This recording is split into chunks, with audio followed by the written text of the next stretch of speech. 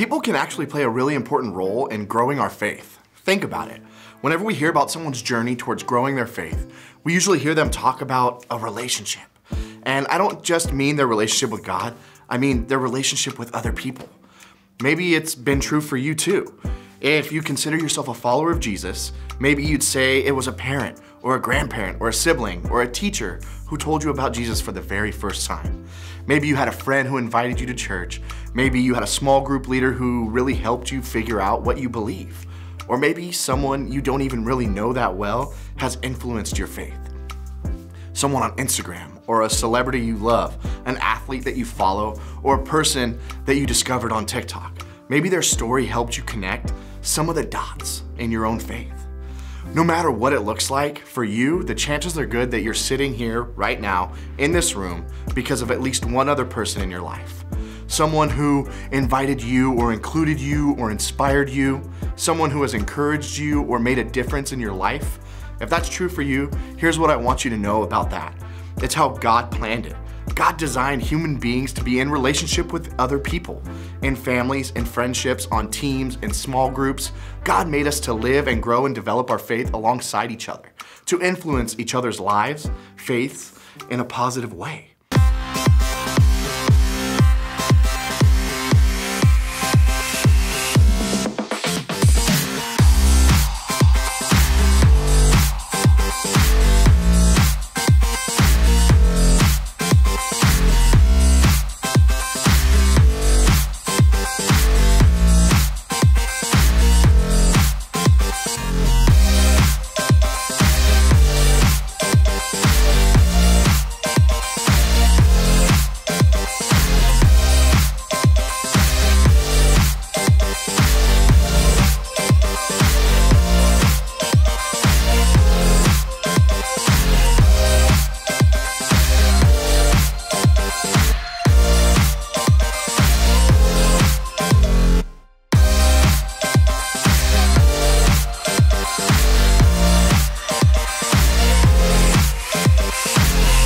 Some of you may look around at other people in your life and think, I don't know anyone who's growing in their faith. How am I supposed to find someone to help me do that? Or maybe you think, I'm only in middle school. I'm still figuring out what I believe in. Am I supposed to be helping someone else do that right now as well? Either way, this doesn't sound very easy. If God wants our faith to grow and other people are supposed to play a part in that, how do we connect the dots between the two? Do we sit around and wait for someone who loves Jesus to come into our lives? Do we have to go out there and find somebody else's faith to be influenced? Or are we just supposed to hope and pray that we make the right friends or meet the right kind of people? Or do we just hope to find a small group leader who wants to help us? Or is there something more that we can do to just connect these dots quicker? This is actually a really great thing to stop and think about as a middle schooler, because whether you realize it or not, you have a choice about who you let influence your life. And just like the right people can move your faith in a positive direction, the wrong people can move your faith in a negative direction. In other words, the relationships in your life are powerful. And if God made relationships as something that we can grow our faith, we want to be careful about the ones that are influencing what we believe in. Today, we're going to take a look at some wisdom from a man named Solomon. Why do we care about what he said about all this?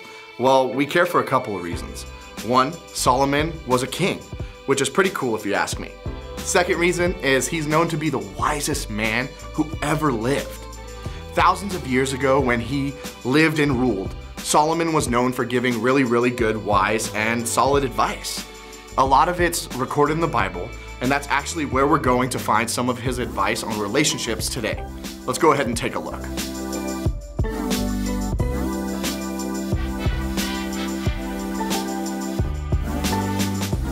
Pretty simple, right? Solomon basically said that we all have a choice.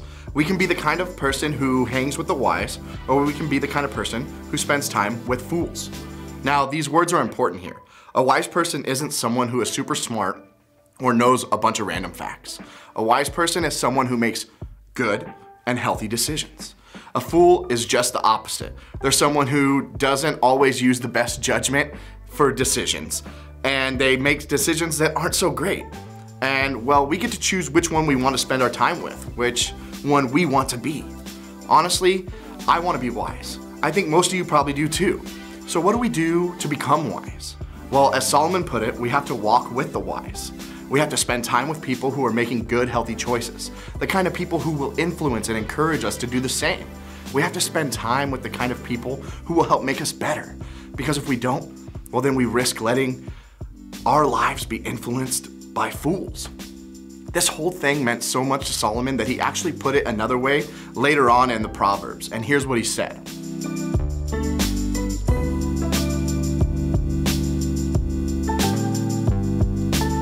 Solomon was painting a picture that back then would have made a lot of sense. There were people in this culture who spent a lot of time working with metals like iron, and often they used iron against iron to make it sharper, to form it into what they were making it to be. In the same way, a wise person in your life can help you grow into a person you were made to be. The right person can encourage you, influence you, support you, and challenge you as you grow in your faith. See, if we want to connect the dots and help our relationships with God, we need to help people around us do it as well. People can grow our faith. God created us to be in relationship with other people, to have family and friends, teammates, coaches, small groups, leaders, help us grow in our faith and develop a deeper relationship with God, to influence us, to keep us learning, to keep us growing, to keep us connecting the dots in a way that will lead us to a stronger faith. Now, you may be thinking, okay, I get that, but what do I do here?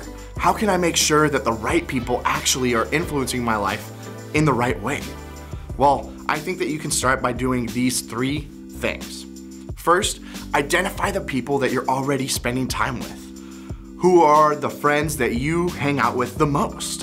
Who are the people that you listen to? Who are you going to go to for advice? Who are the people that you know who are influencing your life in a positive or a negative way? Think about it. If those people are encouraging you, be wise, or if they're influencing you to be foolish. The second thing is identify the people who you know will help you grow. Think about people you know who are wise. Think about the people that you know at school, home, on your team, at church, in your small group, or even in your community where you live, that live their lives in a way that you want to live life. Even if it's only one person, identify someone who you know might be able to help you connect some of the dots as you grow in your faith. A good hint is your small group leader is a great one. And the third step is take a step towards a relationship. Whoever that person is in your life this week, take one step toward building a closer relationship with them. If it's someone at school, maybe sit with them at lunch or invite them over to your house to hang out. If it's an adult in your life, maybe text them and ask to talk. And I promise that they'll probably say yeah. Why? Because chances are someone in their life once said yes to them. They know how important it is to walk with the wise, and they want to help you do the same in your own life. Now, maybe you're wondering if this means you can't be friends with someone, if they get into trouble a lot or believe things differently than you do. Well, let me just be clear. That's not what this means. Of course, you can be friends with people who think or believe and act differently than you. You should be, actually. Maybe you need a friend like that in your life who you can influence to grow. Or maybe there's great things about you that can positively influence your friends' lives. Having friends and people in your life who are different from you can be a really great thing. But we need to remember that we have to be strong in our relationships with people. That way we can be wise and help them be wise too. God wants your faith to grow. So don't forget to have people in your life who want your faith to grow as well. Remember, people can grow our faith because we all need a little encouragement to connect the dots and grow deeper in our relationship with God. We need people who can offer wisdom, support, and encouragement. Whether it's a big decision or a painful mess, you want to know that there are people that you can just text message and they'll help you out. The good news is that you have people right here at church who can be those people for you.